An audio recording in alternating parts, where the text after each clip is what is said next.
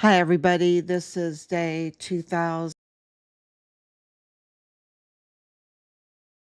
since Richard was forcibly removed from his barracks room and taken to the basement room, the arms room, where they took his life and they didn't respect his body. No. Um, so our evidence, gosh, it never gets easy.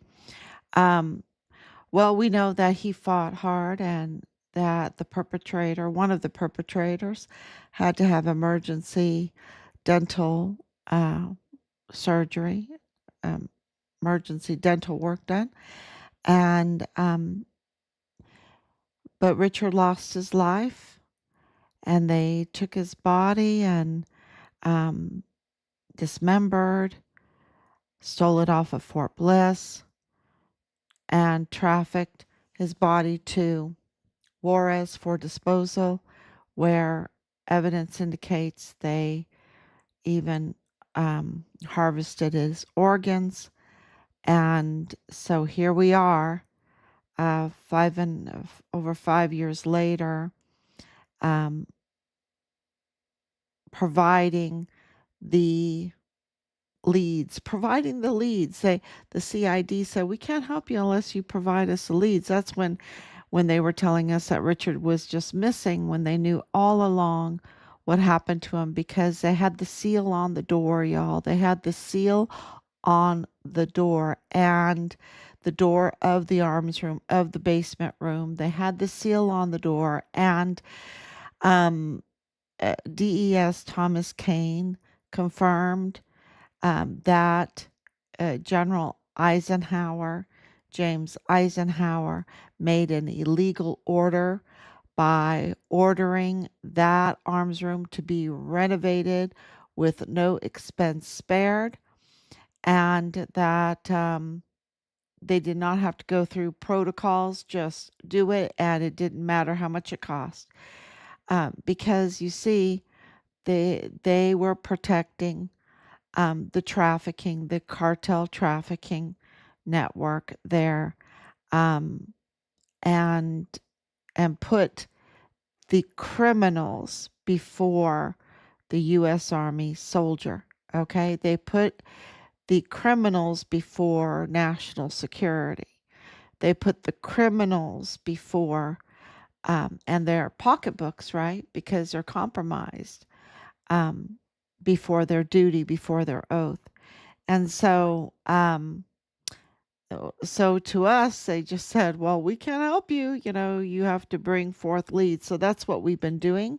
They told us to investigate ourselves, bring them leads. So that's what we're doing. I don't know if they'll ever say that to anybody ever again. I don't know. I don't know. But it really is a little bit mind blowing to know how deep, how wide, um, that how tall this whole scam, whole criminal network is, and who they were targeting. And so we have a lot of breaking news, and I'll go through the breaking news because it's just so much to tell you all every day. Well, today we heard that in the Charlie Kirk case, um, number one, that we were hearing that Erica Kirk was suing this meme, right? This this meme, this video meme that was going on about how a conservative woman acts, right? And uh, that she was threatening and suing, and I'm like, well, wait a minute, wait a minute. Erica Kirk, came out just what was it, a week later, 11 days later, after her husband was brutally in front of the cameras killed, and looked to the heavens and said, I forgive him, talking about the person that is charged with or implicated, or I guess he surrendered, or that he did it. Um, it's all allegedly. But she's like, I forgive him, like it was a done deal. It was so weird. It was so weird to me. It was so weird, and red flags went up because I mean, it was just days later, and she didn't know. She didn't know. And here we have it today that the bullet doesn't even match. The bullet doesn't even match. What matches is the playbook of the Mormon faction, right? The internal cover of this, and clearly the internal orchestration of this. I don't think that you have to go to a foreign country to find out who targeted Charlie Kirk. I think it was right here at home, and I think it was very close to home, very close, because look at the cover. Can you imagine if a foreign country did this? Um, there would not be the responses that we see. The responses that we see is a internal orchestration. Okay. And how do I know that? Because in our son's case, the same reaction, the same playbook. And in the Walmart mass shooting, the same playbook. In Julio Cordero's case, the same playbook. In the um, attempts on President Trump's life, the same playbook. So it's the same playbook, therefore it's the same team. You can well, we have more evidence that corroborates that it's the same team. So um, yeah. So if you solve one, you're going to solve. Thank you, Laura, for coming on so late. Um, yeah, if you solve one, you're gonna solve them all. Julio Cordero's, the Walmart mass shooting, Richard Halliday, Charlie Kirk, and the attempts on President Trump.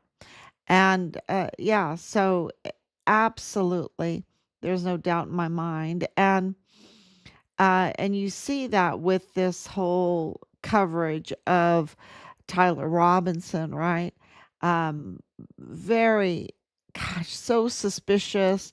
Nothing makes sense except for that it's a cover up, and that's the playbook. That's the playbook is deception, being an imposter, and a cover up. And so and it's internal. It's people that are in the FBI, in security business, in intelligence business. Um,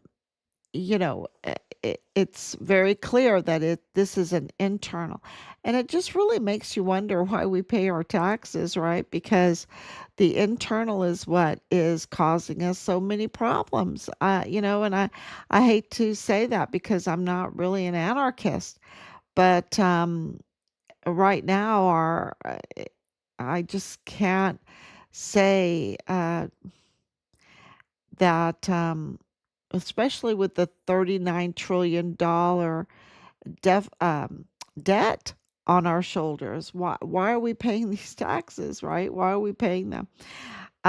So that's just my question. I just, when you see what's inside the courts, the judges, when you see what's inside the DA's office, like James 2028 stamp Montoya, when you see who's in um, that 2028 stamp came from the county clerk's office, right? So when you see inside the county clerk's office and the manipulation of birth certificates and death certificates and all of that, when you see all the tampering with documents and everything, when you see what's happening in the Senate right now, in the Congress right now, they can't even agree that citizens should, have to prove that they are citizens in order to vote, right? That citizens are the only ones that should vote. I mean, that's just established since uh, beginning of time, right? You have to be scrutinized if you get a laying on of hands or a vote in anything. Um, yeah, and now we're going to hear what the Supreme Court says about babies born from illegals in this country. Are they then American citizens? And, if you're here illegally and you have a baby, should they get citizenship? So, this is what is going to be argued in court. And it seems like everything, and it is, Richard's the key to everything. Seems everything is connected to Richard's case, to Richard. He's the key to everything. And this is no different because what we have with the Alejandra sisters, so you have Miriam Guadalupe, she goes by Pita, and then you have Alejandra de la Vega. What you see with them is a real question of where were they born? Where were they born? Were they born in El Paso? Were they born in Mexico? What's going on with the birth certificates? What's going on with their nationality? Because they are public servants. We would like to know. And because they are public servants, we have the right to know, and who we're paying our taxes to, right? We have a right to know their background, their assets. Can you imagine if Trump said, "Oh, I'm not going to disclose my assets to you"? Uh, are you kidding me? But that's exactly what Alejandra de la Vega did. Um, and she took on positions in the Mexican government as well as the United States and Texas, um, gubernatorial appointee for both Greg Abbott and Javier Corral at the same time. At the same time, and you would think when you have those kinds of appointments that it's very clear where she was born at and uh, where she's a citizen at. But this is like a dual citizen, dual operative, dual birth certificates. How do you be born twice? Can you come out of the womb twice? Gosh, that was a question in the Bible too. Can you be born twice?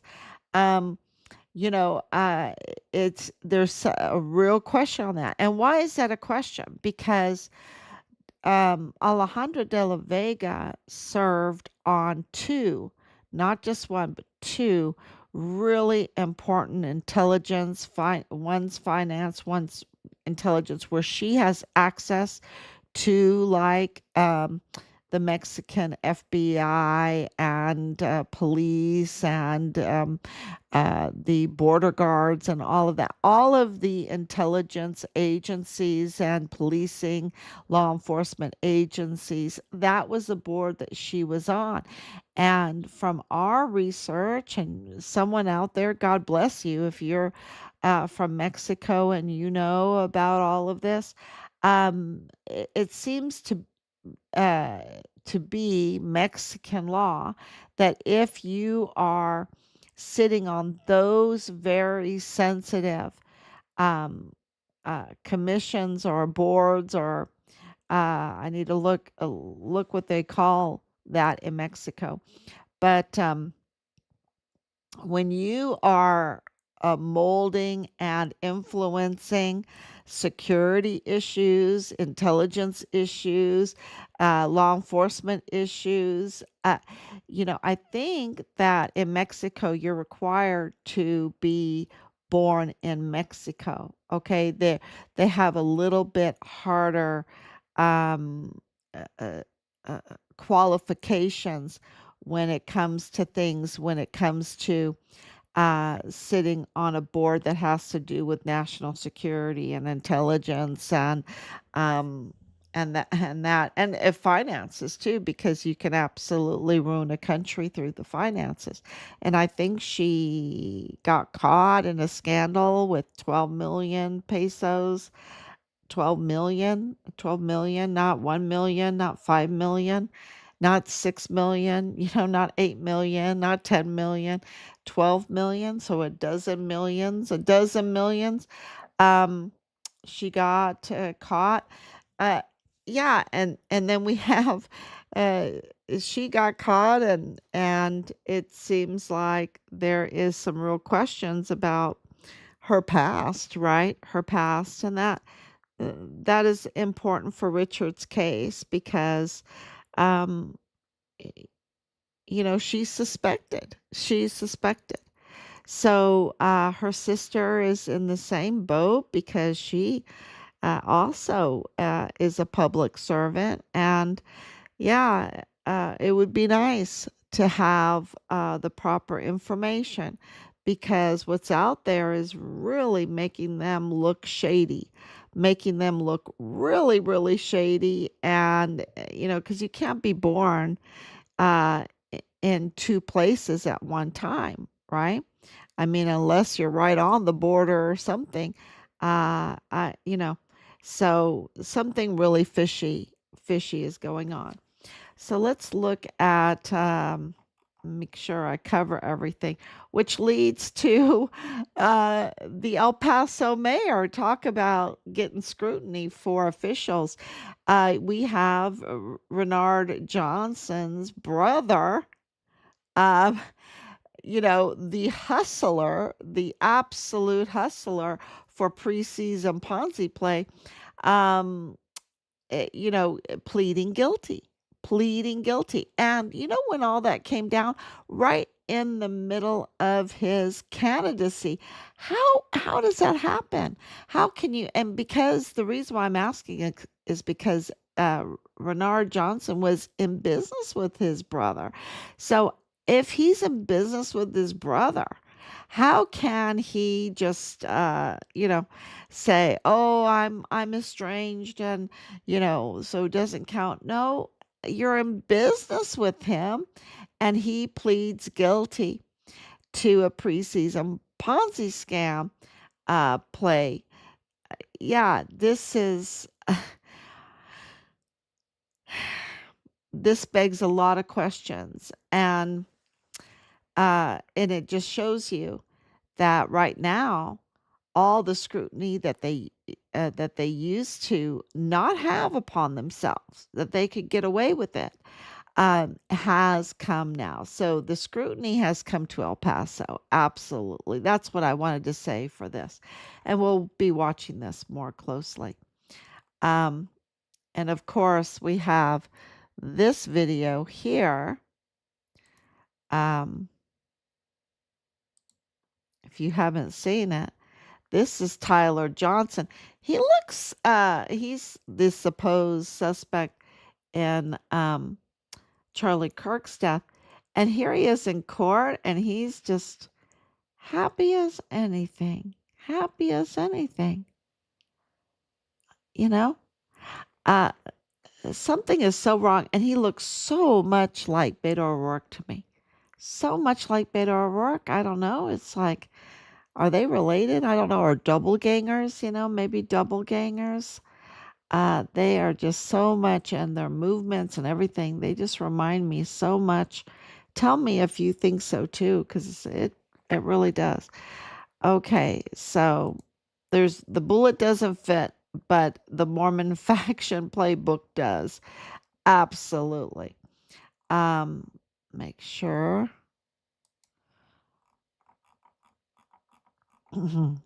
Oh, this is a good one too. I like this map too. I really like this map. Here's Greenland. Here's Canada. Here's the United States, Central Mexico, and Central America, and then here you have South. Well, would you call that Central America? You have the Gulf of America right here, right? And you have Ecuador. Ecuador's right. Ecuador is in total alliance with President Trump, and they're going after the cartel. They're going after the CJNG. the very cartel that, it seems like Greg Abbott really likes. He likes the CJNG. He likes those flesh peddlers. He likes those human flesh eaters. It seems like it. It really does. When you entertain, and protect them, and yeah, um, accept gifts from them. Yeah, it seems like he likes those human flesh peddlers. Um, but Ecuador doesn't. Ecuador doesn't, and Ecuador has now teamed up with President Trump, and now they are absolutely counterterrorism. So it's going to be interesting who gets a job of Joe Kent, because Joe Kent was National Counterterrorism Center, and now they're really going after and working the counterterrorism. Thank you, God. Thank you, God. I don't know why that Joe Kent didn't do that, and I don't know why he didn't scrutinize the plane that he absolute had access to. Um, yeah, there's just a lot of questions there for us, and it doesn't make sense. But for Trump, things make plenty sense because this article is all about Trump saving America, saving Mexico. So he's saving Mexico from the cartel's grip, and the cartel is money laundering, y'all. They or and embezzlement. Don't forget all of the money, billions. We're hearing it's billions that was embezzled. And Cesar Duarte is like, top embezzler, right? Top embezzler. Um, so Ecuador wants no part of that criminal activity, so they are going hard after the criminals there in Ecuador. So, and Ecuador, if you know, bordering on Peru, with yeah, bordering on Peru. That's where, oh, Colombia, bordering on Peru and Colombia. Um, all this drug, this white powder drug, right? You know what it is. Um, that it's just very, very deadly, and Ecuador wants to be rid of it, totally rid of it. So, yeah, so they're saying that President Trump saved the world, saved Mexico, saved Mexico. Um, Here we go. This is the guy that dressed up as a blonde in this outfit and to do this meme about a conservative woman, and everyone was like, oh man, the acting as a conservative woman, well, that really jives with acting, right? Acting. Erica Kirk acted like she was a conservative woman, but she wasn't. Isn't? I mean, clearly, I don't know what makes you a conservative woman. I don't know. I don't think it's what she's done. Okay, I don't think so. So, and that's okay. She needs to come out to who she really is. We'd like to know who she really is. That would be very helpful. So, but they were saying, okay, so she's going to go after the actor's going to go after the actor, and but the story is the truth is crazier than fiction. The the truth is stranger than fiction. And she didn't go after him because she really how why? She can't. So anyway, so that was in the news, and it's just all about the being an imposter, being fake, and that's all over Richard's case. We have so many people that are fake, and they come in and they say they do one thing, but they're just fake workers, right? So yeah. Yeah, it makes you wonder. So that's uh oh gosh, and this is what I really want to talk about is this here. Um, wow. So this is the Freemason, the French Freemason members that are on trial, 22 of them facing charges of murder in Paris. They were Freemason. They're in Paris and they got pretty nasty. They took life. They took life. And so now they're on trial. And this whole case, I hope that you get a drink, and it's a little bit long, all the explaining, all the research that we did, but it really comes together because it shows you that people can be in like secret societies or a secret group, and they can be intelligence and the police and the teachers and the this and the that, and they can retaliate against people that go against maybe a certain plan, in their community. But then it escalated to really targeting them like they did Richard. And before you know it, you're in a death squad, right? You're in a death squad. Um, so, yeah, and this is uh, something you need to know. Joseph Smith, the founder of Mormonism, the first book of Mormonism had a whole bunch of quotes of Shakespeare in it, and they had to go back there. I think they have 600 edits, uh, more than that, maybe, in the Book of Mormon. Yeah, but he was a Freemason, and yeah, so I just think that that's important because there's a real connection with how they operate, what kind of blueprint they were using, what kind of roles were they giving out, and then in Richard's case, the same thing. You can just see it everywhere. So, yeah, this is really important to connect the Mormon faction with the way this French Freemason members were acting. And they're accused of taking someone's life, you know. So that's why that was really important. And I think, y- talking about the rituals and everything, I don't know if I can do that tonight. It's just like maybe tomorrow. Um, I it, it's so bad, y'all. It's so bad. So it's here for you to really read and dive into. So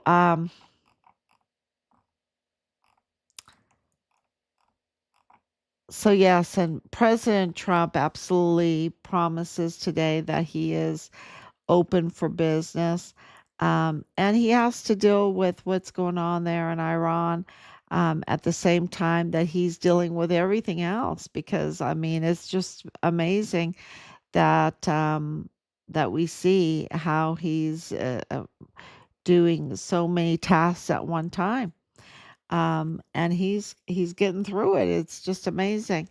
He's a really amazing man, and um, there's been so many attacks on him, and if there was any other link that we don't know about, I think it would be out there. So, we'll see what happens. But until then, we are absolutely um, supporting and MAGA. And we just don't even think I mean, it's such a safe situation that we're in because um, there we know the scrutiny. We know the scrutiny. And of course, that has failed when it comes to Alejandra de la Vega with her birth certificates questions and then being on the security age boards. It's really strange. It's really, um, yeah. Does money pay? Does money pay for that? Does money pay for the county clerks to manipulate documents? Is there a problem with document manipulation? We know in Mexico there is. We know in Mexico there is because of Rosa Maria Valdez Garcia and her daughter, right? We know that for a fact. And did they bring that over? Did Alejandra open the door for the cartel and the cartel alliances and the infiltration and the Trojan horse and into the United States, into El Paso, bring this all in and profit off of all of it? Was she targeting um, uh, service members, female service members? Was she targeting children? Was she targeting oil and gas? Any kind of competition? Was she targeting? You know, um, Absolutely. Did she know and um, do this whole funeral fraud that ended up being Plenitude Crematorium with Rosa Maria Purchase Arellano Caron and her family? Because where are the arrests for that? Over 400 bodies. Where are all the identifications for that? Why didn't they even ask the United States that has the top technology for identifying remains? Why didn't they offer to, ask for help with that? Um, Very clear that this is a criminal organization, a terror criminal organization that is transnational, right? Very clear. So, thank you, everyone, for coming on tonight. Just a lot of documents that we've been doing today and filing because, just to let you know, we don't just post, we don't just come on and do a live stream. We are absolutely doing the investigation. And with that, we have to identify the crimes and we have to document them and then we have to file them. We have to file them with all the different, and this is international, y'all. So this is, um, you know, this is international. So you're talking about multiple countries involved in this. So, um, yeah, it's really positive. Things are moving forward so fast that I have to come on at almost 2 o'clock in the morning every night almost now. But uh, but it has to be done because what they did to Richard was an act of war, and that's why President Trump has engaged like it's war because it is. It was an act of war, and you see the whole Maduro to Cuba to everything going on in Central America, what's going on in Ecuador, working with this. Um, his allies to go after the CJNG and the Sinaloa, the remnants of it, because there's, these remnants. He's going to, well, he says he's determined. He's determined to end it. And therefore, you have Mexican media now saying that President Trump is saving Mexico, right? Is saving Mexico because Mexico was in such dire straits as a narco state. And now um, to bring them back to a sovereign country is just a beautiful thing, and get them out of the clutch of the cartels, which of course the Mormon faction, which of course uh, you know America has played a huge part in all of that because of all the trafficking. So this is an internal, saving Mexico is an internal war. It is with those that had that the likes of Alejandro de la Vega opened the door to and brought into the United States, um, and those in the United States that absolutely. participated in in all of this manipulation and evil, um, be, making an alliance because they there had to be people in the United States, in the intelligence community, in the security community, in the government agencies to allow the door to be open to make the alliances with the cartels and to um, really put out a culture that would demand the drugs and all the other vices that they were trafficking and promoting. So, and to compromise people, they have to compromise people so that they won't ever speak up, right?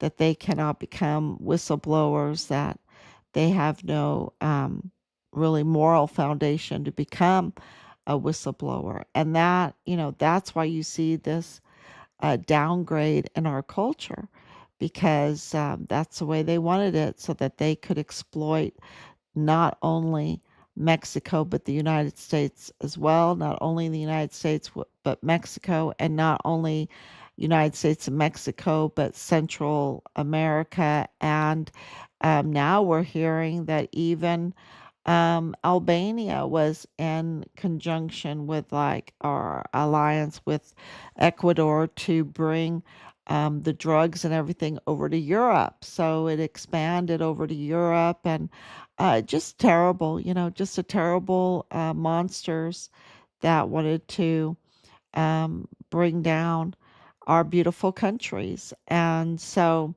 we're going to fight, fight, fight for Richard's remains and for accountability and for our countries.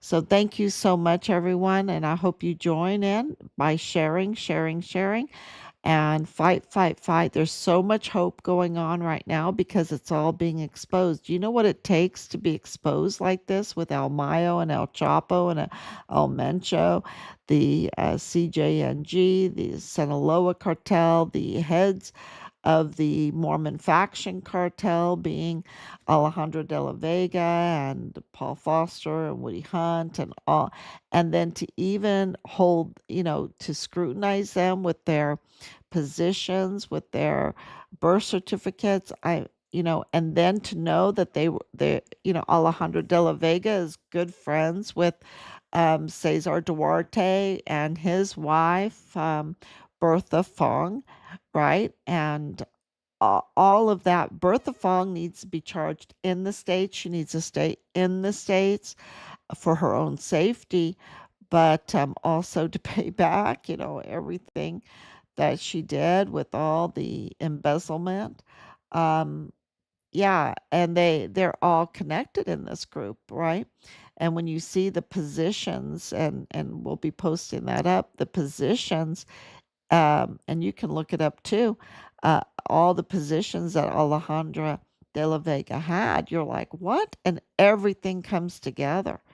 What her mother did, what her father did, what she's done, everything comes together with the shelters, yeah, the children's shelters, the women's shelters, with the gas, um, the Hochikol, right, is at and I don't know if I said that right, but the fuel theft and then all of the trafficking from Fort Bliss, it all starts making sense, and you see their playbook clearly. And the French Freemason um, a trial that's going on right now with the 22 individuals that were engaged in taking life, that were police, that were intelligence, that were in the military, all of that. And they escalated their retaliation to taking life. Um, when you see that trial and read through it, and I hope that you do, we posted it, it just is exactly what's like happening at the border. So that's why I thought that that was so important because there's scrutiny going on in Paris, and the world is small after all, right? That you have the mayor of El Paso's brother having to plead guilty, right? So, yeah, accountability has come to El Paso, and so that's good news. So please share, share, share.